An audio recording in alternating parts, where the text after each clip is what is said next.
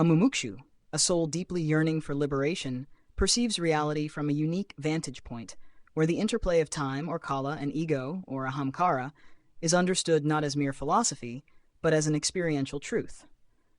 For such a seeker, the essence of existence lies in the realization that the world is in constant flux, driven by the relentless march of time, and yet the sense of I, the ego, is the sole experiencer that binds the self to this drama. To transcend the world of change, the seeker must dissolve the ego, thus cutting the very bond with existence itself. This understanding is not born from casual curiosity, but emerges only through the deep refinement of the mind and spirit. Kāla, as described in the scriptures, is the cosmic force that shapes and shatters the world.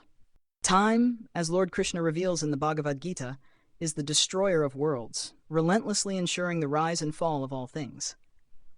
To the ordinary person, time may seem like a cycle of birth, death, and decay, but for the mumukshu, time is a principle that regulates the universe. It is an impersonal force that transcends human control, beyond attachment and fear. At the heart of the mumukshu's journey lies the dissolution of Ahamkāra, the subtle mental function that falsely identifies the body and mind as me and mine. The world, with all its pleasures and pains, appears to be real only because of this ego sense.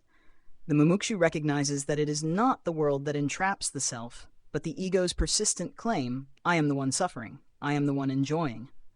Once Ahamkāra is seen for what it truly is, an illusion, all ties to worldly experience dissolve. The path to this realization is shaped by viveka, or discrimination, which allows the seeker to distinguish between the eternal, unchanging self and the transient play of time and elements.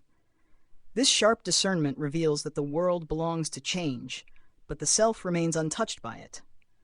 The mumukshu sees the world not as something to be clung to, but as a passing show. Vairagya, or detachment, further nurtures this understanding. The mumukshu sees through the illusions of worldly possessions, pleasures, and social status. Detached, not out of despair but out of clarity, the seeker loosens their attachment to everything that feeds the ego. The realization arises that Ahamkāra is a ghostly pursuit, chasing after shadows. Integral to this journey is faith in the scriptures, Shastra, and in the Guru, the realized teacher. The mumukshu understands that the subtle truths of existence cannot be manufactured by imagination. They are passed down through the sacred teachings of the Upanishads, the Bhagavad Gītā, and the guidance of the Guru.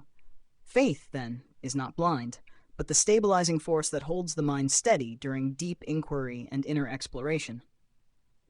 The practice of meditation and self-inquiry plays a crucial role.